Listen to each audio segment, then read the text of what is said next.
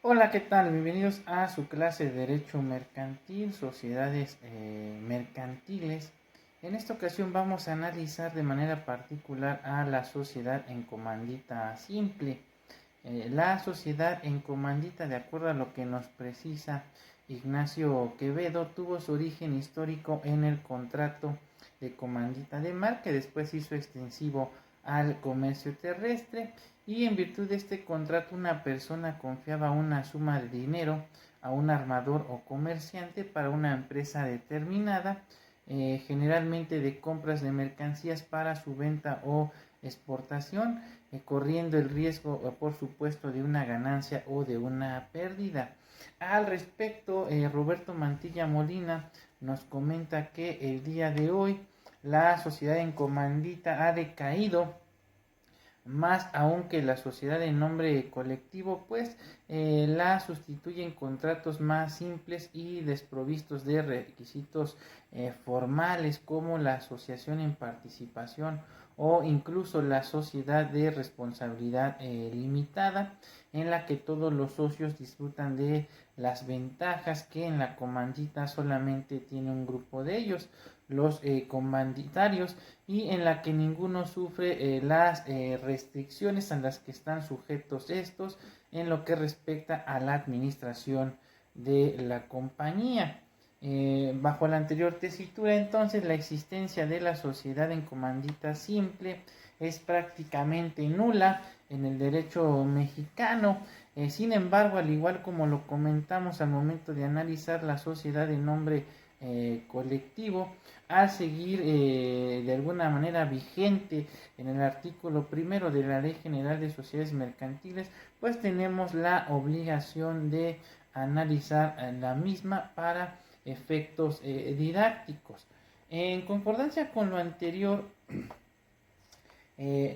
Roberto Mantilla Molina refiere que la característica de una sociedad en comandita es la existencia de dos clases de socios, es decir, los comanditados y los comanditarios. Los primeros están en la misma situación que los socios de una sociedad colectiva. Puede llamárseles, como algunos autores refieren, socios colectivos. Por su parte, los comanditarios responden de las obligaciones sociales solo hasta por una cantidad previamente determinada. Luego, entonces, de lo anterior se desprende que la sociedad en comandita simple es la que existe bajo una razón social y que está compuesta de uno o varios socios comanditados que responden de manera subsidiaria, solidaria e ilimitadamente de las obligaciones sociales de uno o varios socios comanditarios, que únicamente responden hasta por el valor de sus aportaciones. Este es, digamos, el concepto legal que nos proporciona el artículo 51 de la Ley General de Sociedades Mercantiles. De este concepto legal se desprende entonces que los elementos o las características de la sociedad en comandita simple son los siguientes: la existencia de una razón social, la responsabilidad solidaria e limitada únicamente por cuanto hace a los socios comanditados, y una responsabilidad limitada de los socios comanditarios únicamente hasta por el importe de su aportación. Ahora, por cuanto hace la razón social, la sociedad en comandita simple opera bajo la figura del nombre de los socios comanditados, la inclusión en ella del nombre de un comanditario, así como de una persona extraña a la sociedad, pues sujeta a estas a una responsabilidad ilimitada por las obligaciones sociales, si es que consintió que se utilizara de tal modo su nombre, pues así lo dispone expresamente el artículo 53 de la Ley General de Sociedades Mercantiles. En ese sentido, Mantilla Molina refiere que cuando el nombre figura en la razón social, es el de un comanditario, cabe presumir su consentimiento. Por su parte, Ignacio Quevedo refiere que la sociedad en comandita simple opera bajo una razón social por disposición legal y debe formarse con los nombres de uno o más socios comanditados, seguidos de la palabra y compañía u otras equivalentes, así como en la abreviatura SC. Y lo anterior tiene como primordial propósito advertirle a terceros que se trata de una sociedad en comandita y no de una sociedad colectiva, de tal suerte que si se omite la indicación antes referida, se considerará a la sociedad en comandita como si fuera una sociedad colectiva, y los comanditarios también estarán obligados a responder ilimitadamente de las obligaciones sociales, esto de conformidad con lo dispuesto por el artículo 53 de la Ley General de Sociedades Mercantiles. El artículo 57 de la Ley General de Sociedades Mercantiles dispone expresamente que son aplicables a la sociedad comandita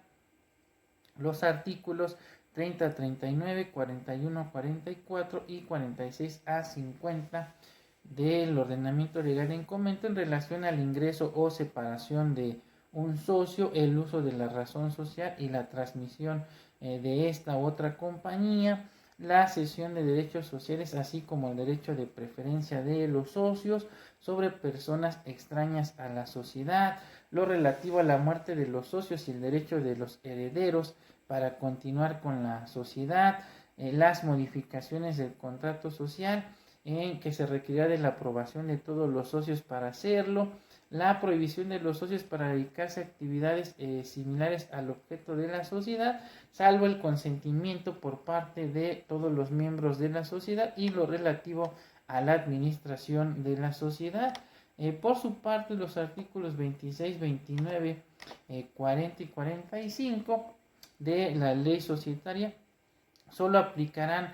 con referencia a los socios comanditarios por cuanto hace la razón social, así como al uso de esta después del ingreso o separación de un socio. Lo relativo a la designación de administradores y lo relativo a las decisiones de los administradores, que deberán tomarse por el voto de la mayoría de ellos, y en caso de empate decidirán los socios.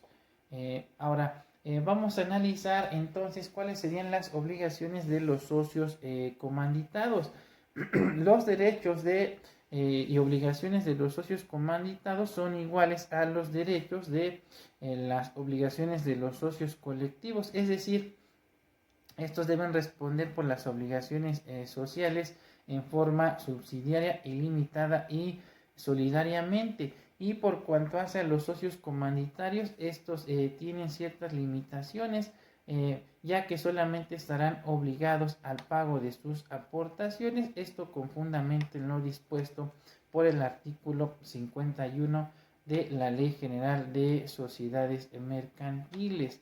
Los socios comanditarios no pueden ejercer un acto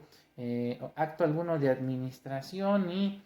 aún con el carácter de apoderados de los administradores,